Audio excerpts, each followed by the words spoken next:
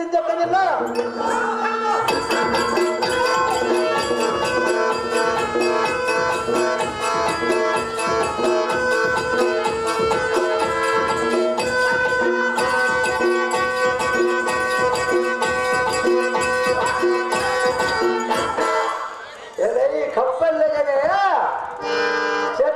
ಸಂಬೂತನಂತೆ ಕೋತಿ ಅಂತ ಹಾಗಾಗಿ ಸುಮ್ಮನೆ ಓದಿ ಅಲ್ಲ ಬರುಬರೆಗಳ ಸಾಲದೆ ಚಕ್ರಬಿಂಬದೊಳಗ ಮಧ್ಯಾವ ಸುಬಡನ ಜಗವನ ಮುಂಭಾಗಕ್ಕೆ ರಥವನ್ನು ಒಡಿ ಸಾಲತಿ ಅತಿ ಜಾಗ್ರತೆ.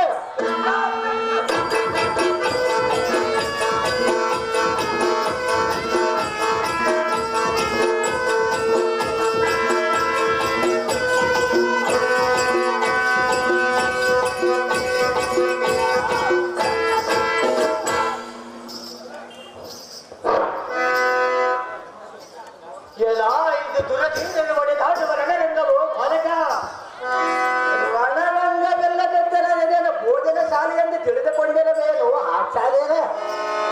ಮಂಕುಮತಿಯೇ ಆಚಾರ್ಯರೇ, ಭೋಜನ ಶಾಲೆ ಗೋಷ್ಠಿ ನಿನಗೆ ತಪ್ಪಿಬೇಕು. ನಮಗೆ ಸ್ವಲ್ಪ ಕಾರಣ ಇರುವುದು ಸ್ವಾಮಿ. ಎನ್ನ ಕೈಯಲ್ಲಿರುವ ಸಾಧ್ಯತೆಗಳಿಗೆ ಕಡಿಯುವ ತತ್ವ ನಿನ್ನದಿಲ್ಲವೋ ಬೋಡ ಸ್ವಾಮಿ. ಅವಾಗ ಸತ್ವವಿಲ್ಲದಿದ್ದರೆ ಇರುವುದಕ್ಕೆ ಬಿಡೋ ಹಾಲು ಬಿಡುವ ಆಚಾರ್ಯರಂತ ತಿಳಿದುಕೊಂಡಿರಬೇಕು ಸ್ವಾಮಿ. ಸ್ವಾಮಿ ಅದೆಲ್ಲ ಆಗಿರಲಿ. ನೀನೊರುವನ ಈ ರಣರಂಗಕ್ಕೆ ಬಂದ ಕಾರ್ಯವೇನು ಬಾಲಕ? ತನಗೆ ಮಾತ್ರ ಸೇನಾಧಿಪತಿಯ ಪಟ್ಟವನ್ನು ಬೆಳೆಸಿ ಸ್ವಾಭಾವಿಕ ಪಟ್ಟವನ್ನು ಕಟ್ಟಿಸಬೇಕೆಂದು ಬಂದಿರುವನ ಗುರುಗಳೇ. ಈ ನೂತನದೊಂದೆಲ್ಲ ಕರುಳನೆ ಸ್ವಾಮಿ ದ್ರೋಣನೆ ಸಂಪಾದಿಸಿದರು ಶಿಶು ಹತ್ಯೆ ದೋಷ ಬಂದಿತೆಂದು ಇದುವರೆಗೂ ಸುಮ್ಮನಾದರು.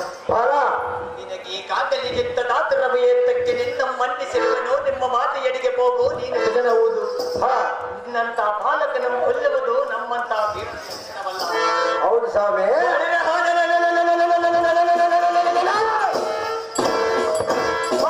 ಸಂಜಾತನನ್ನು ಅತಿಸಲಿಲ್ಲವೆಂದು ಕುರುಪತಿ ಎನ್ನಡಿನ ಕೋಪಗೊಂಡನು. ಚಿಂತೆ ಇಲ್ಲ.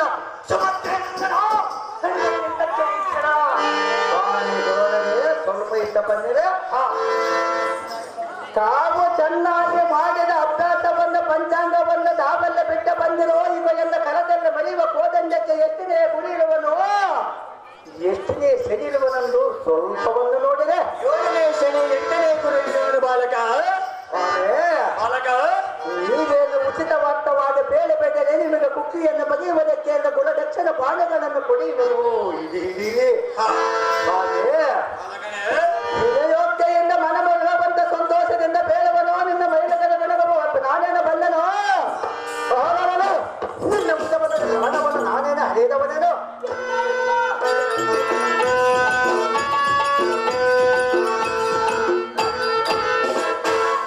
ನಿನ್ನ ರಣಮಂಡಲಕ್ಕೆ ಗಡಿದಿದ್ದೀರ ಹಬ್ಬಗಳನ್ನು ಬಿಡುವುದಲ್ಲ.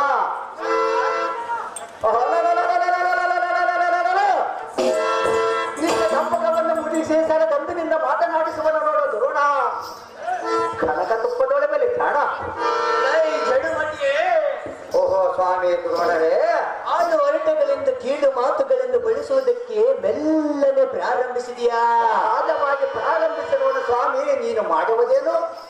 ಕಾಲದಳ ಮೊದಲು ನಿನ್ನ ಕೊಳ್ಳುಕೊಂಡು ಕುತ್ತಿ ಸಂಭೂತರಾದ ಪಾಂಡವರ ಬಾಳಗರಿಜ